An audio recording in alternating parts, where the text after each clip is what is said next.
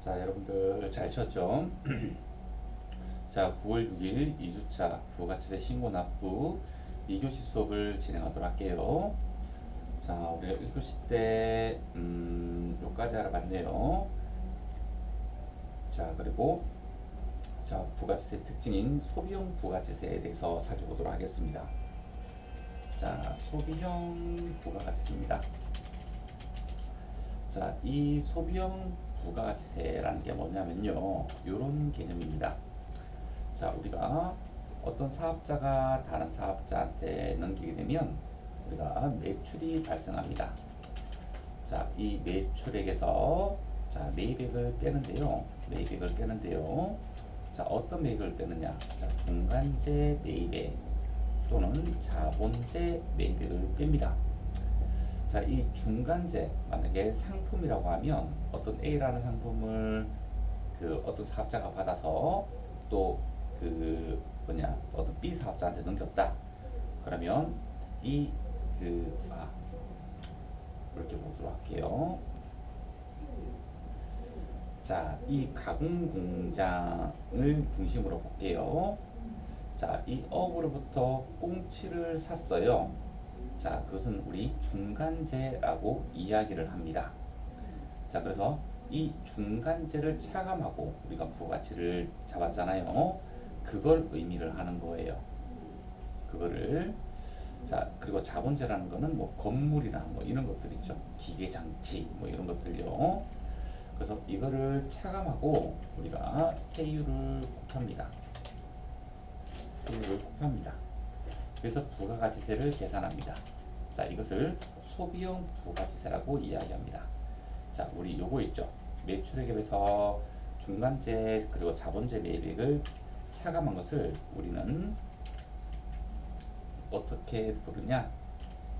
자, 총소비액이라고 부릅니다. 네, 그래서 이 총소비액에서 세율을 곱하게 되면 부가가치세가 되는 겁니다. 자, 이 총소비액은 결국 어떻게 되느냐? 자, 소비자가 소비하는 금액이 돼버립니다. 아셨죠?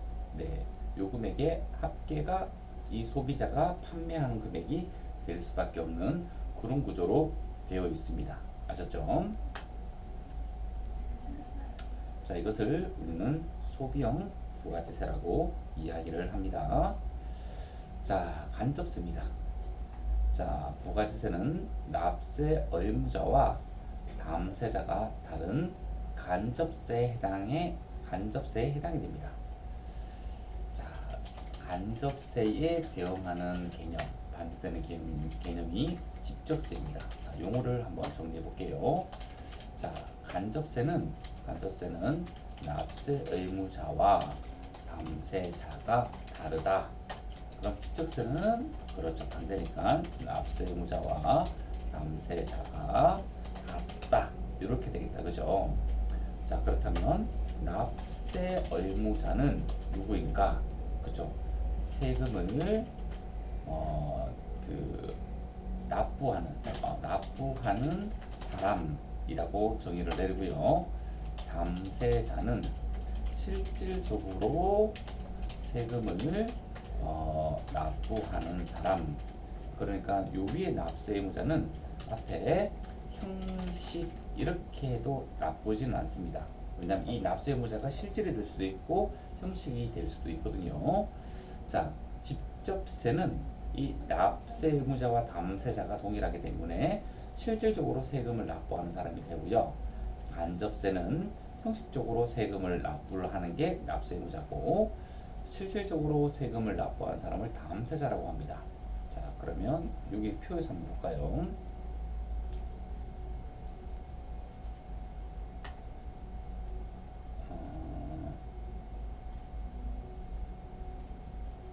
자, 여기에서 매출세에 그리고 매입세에 그리고 납부세에 매출세액에서 매입세액을 차감하고 나면 납부세액이 될 거예요. 자, 매출세액입니다. 자, 여기 10원이 매출액이 10원이니까 자, 가세로 가정을 해야 됩니다. 지금은요. 나중에 어부 면세 이야기 할 거예요. 자, 10원입니다. 자, 매출세액은 10원입니다.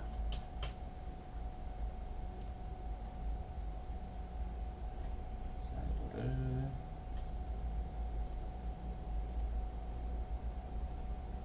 자, 100원 곱하기 10% 해서 10원이 되고요. 자, 매입세액은 0이기 때문에 납부세액은 10원입니다. 자, 이 꽁치를 가공하는 공장은 통조림 공장에 300원에 우리가 공급을 할 겁니다. 그러면 300원 곱하기 10%니까 30원입니다. 근데 얼마 주고 샀어요? 그렇죠. 100원 주고 샀어요. 그래서 총 납부세액은 20원을 납부를 하는 겁니다. 이렇게. 자, 통조림 공장은요, 그렇죠, 700원에 팔았잖아요. 그래서 700원에 팔았으니까 70원에 대한 매출세액이 발생했고요. 얼마 주고 샀다고요? 그렇죠, 300원 주고 샀잖아요. 그래서 70원에서 30원을 빼고 나면 40원을 납부를 해야 되는 겁니다. 자, 그리고 요 합계가 70원이 될 겁니다. 자, 이 70원은 소비자가 부담하는 부가가치세랑 동일합니다. 이렇게 동일합니다. 자, 그래서 결국 마지막 최종 소비자가 담세자가 되는 겁니다. 담세자. 이 사업자들은 어떻게 되는 거예요? 그렇죠. 소비자가 부담하는 이 부가가치세를 대신해서 납부를 하는 납세 의무자에 해당이 되는 겁니다. 아셨죠?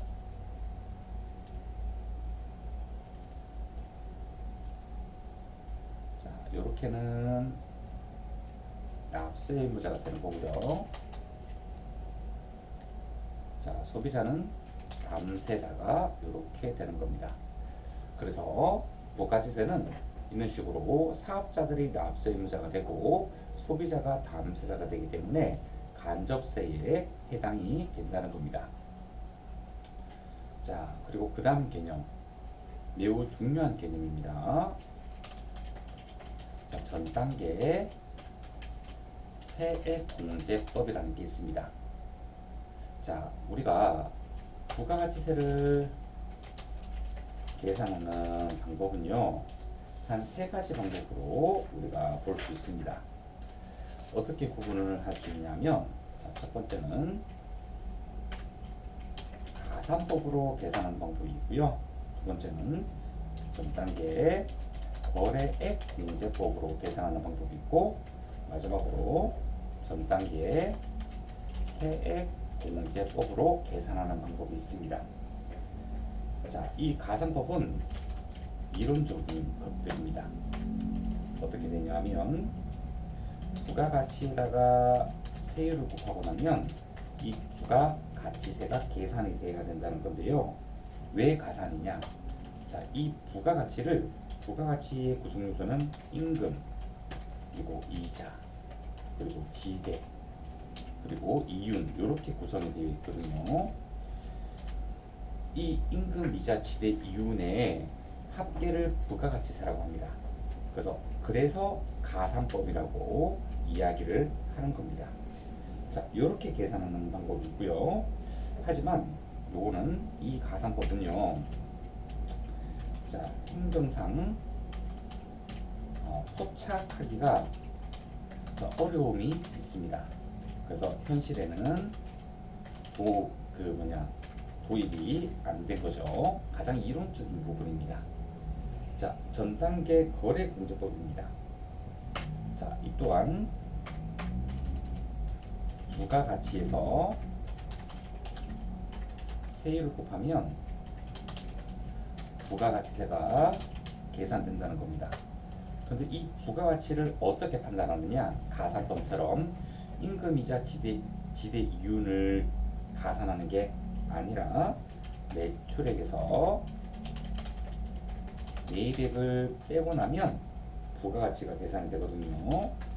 그래서 이렇게 세율을 매기는 것을 이야기하는 겁니다. 결국 가산법이나 또는 전단계 거래공제법은 이 이러한 구조가 그대로 만들어진다는 겁니다. 자, 마지막으로 전단계 세액공제법입니다. 이 전단계 세액공제법은요, 이 부가가치에다가 세율을 곱하면 부가가치세가 계산이 된다는 동일한 구조를 가지고 있습니다.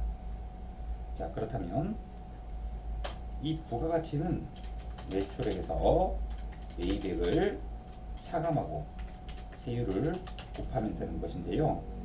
이것을 식을 이렇게 한번 만들어 볼까요? 매출액에서 세율을 곱하고요.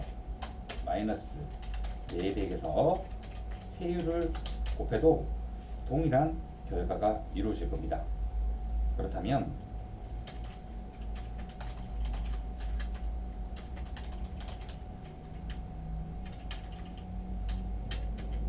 이 매출액에서 세율을 곱한 것을 매출세액이라고 부르고요. 매입액에서 세율을 곱한 것을 매입세액이라고 합니다. 그래서 이 매출세액에서 매입세액을 차감한 것을 납부해야 되는 부가가치세가 되겠죠. 자, 동일하게 부가가치세는 이렇게 계산이 됩니다. 자, 하지만 가장 큰 차이점이 있습니다. 자, 동일하게 부가가치세가 될 때는요, 어떻게 해요? 그렇죠.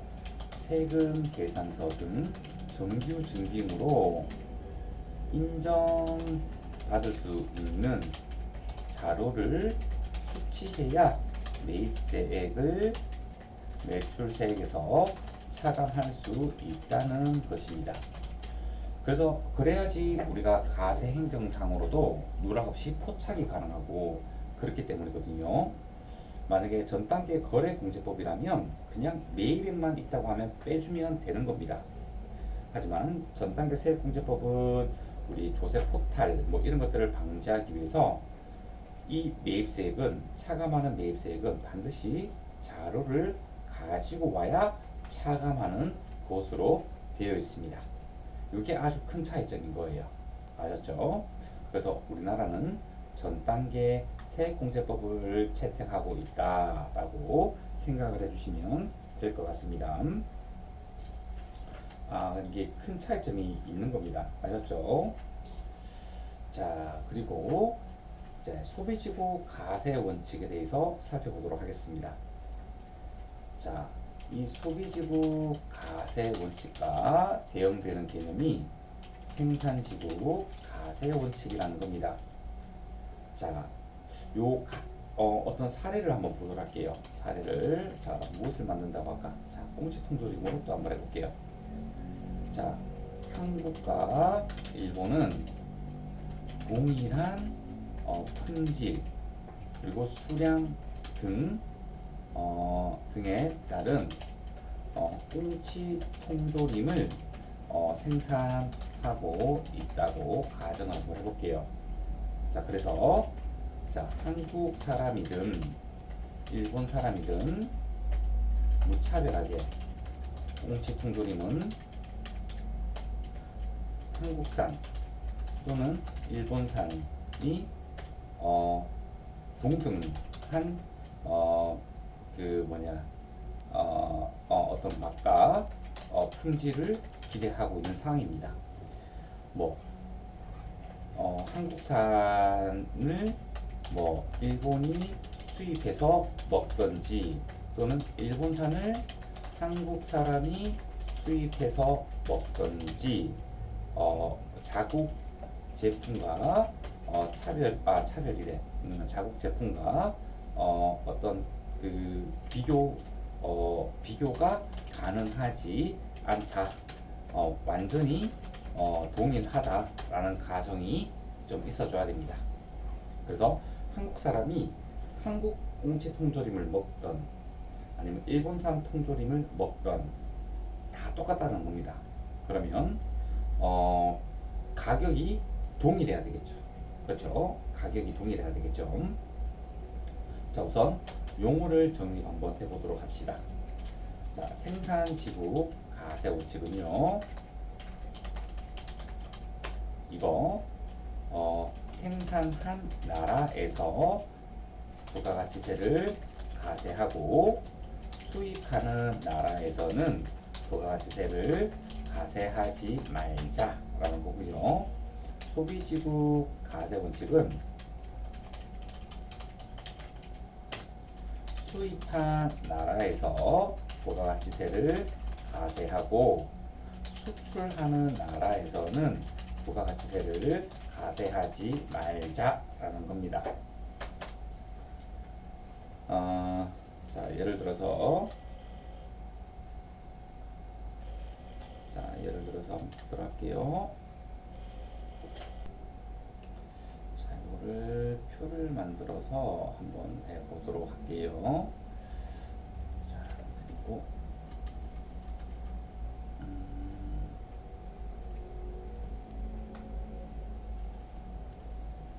이 정도 하면 되려나?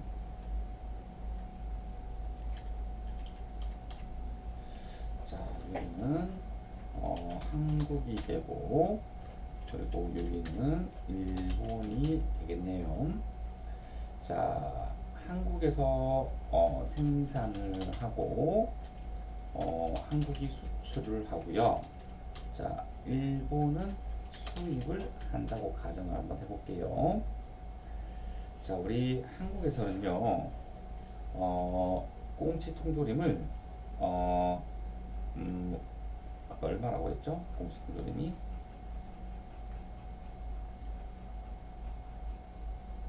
700원이네요. 꽁치 통조림 700원이네요. 자, 판매 가격이 700원에 판매가 되고 있고요. 일본 자국산도 700원에 판매가 되고 있습니다.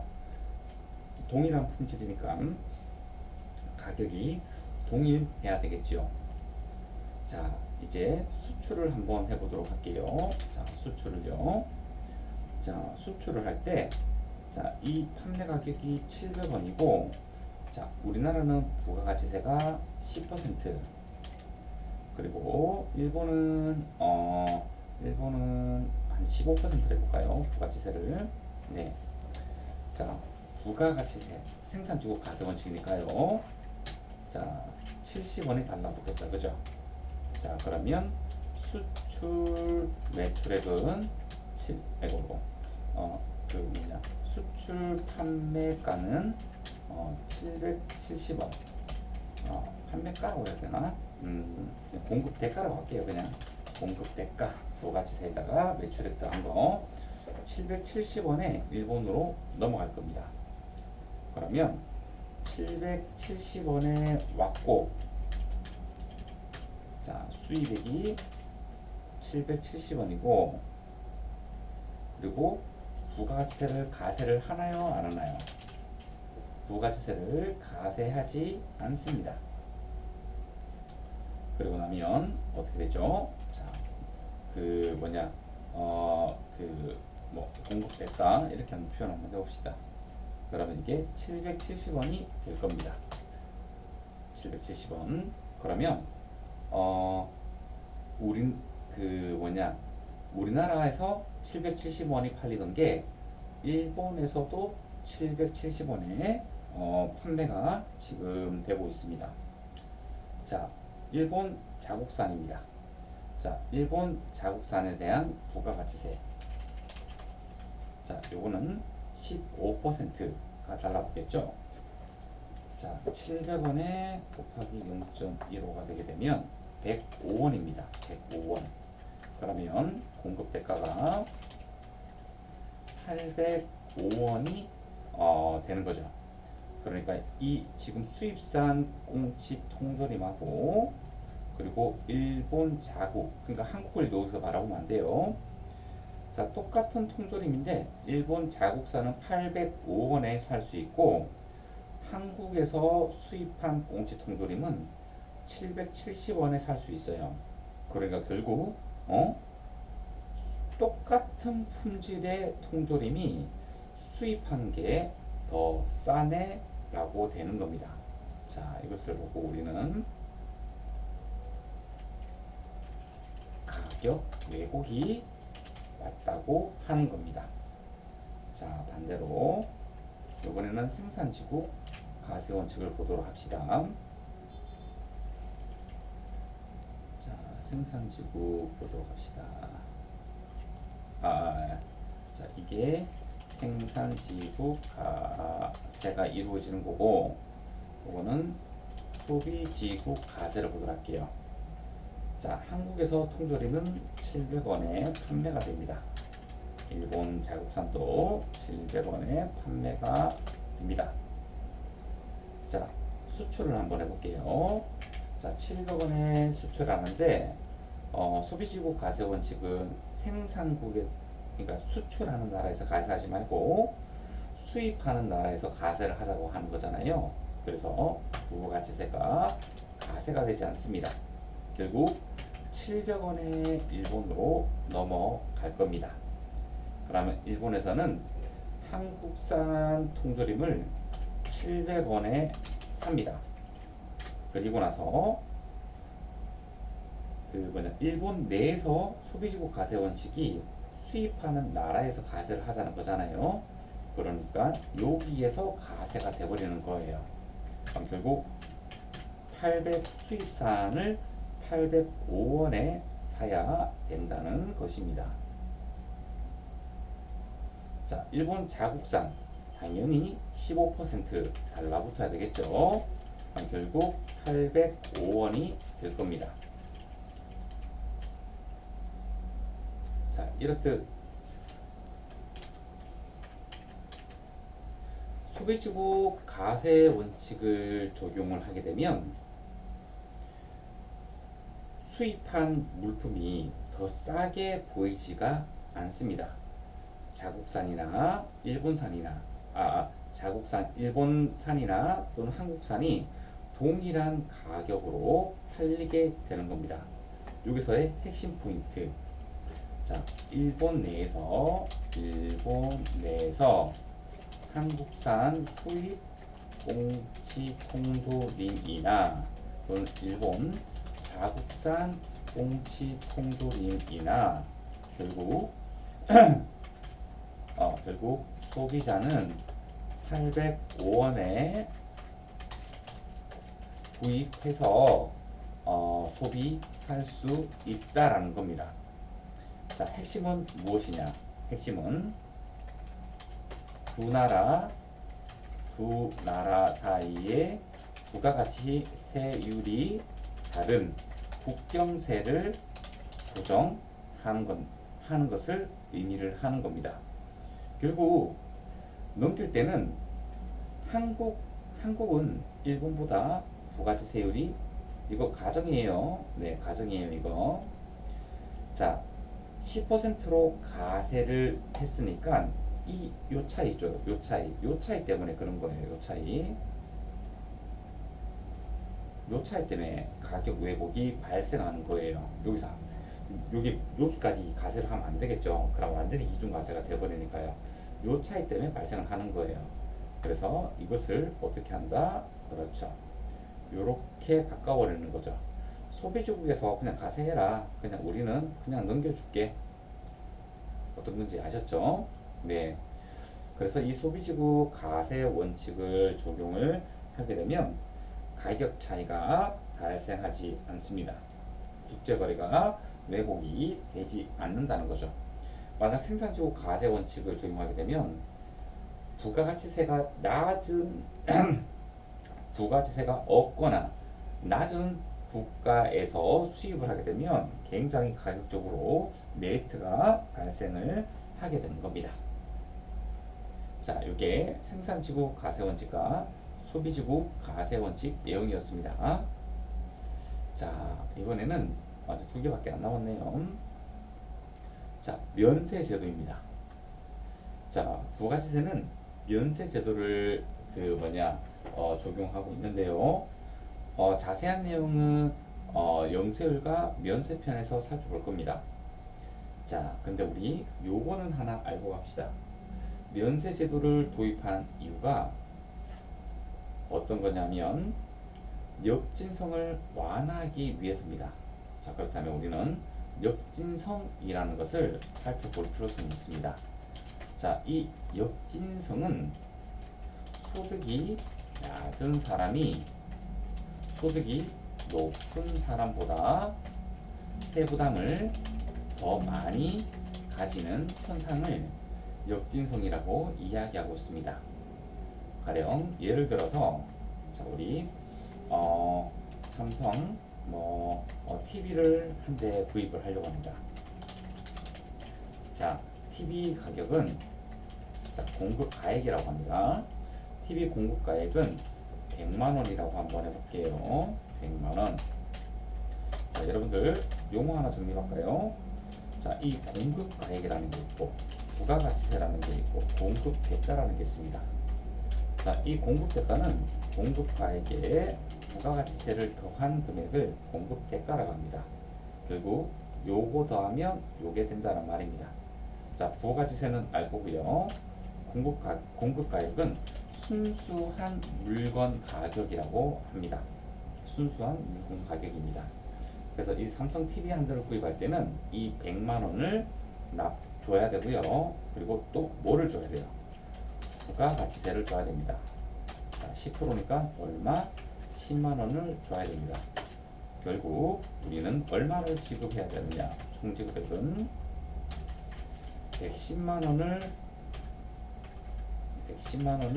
지급을 해야 삼성 TV 한 대를 구입하고 있습니다. 자, 그냥 물건 가격만 주면 안 되겠죠. 그죠? 자, 110만 원을 지급을 해야 됩니다. 왜냐하면 소비자가 담세자에 해당하기 때문에 그렇습니다. 자, 이 부가가치세 10만 원. 자, 이것은 우리가 변동사항이 있을까요? 없을까요? 없죠.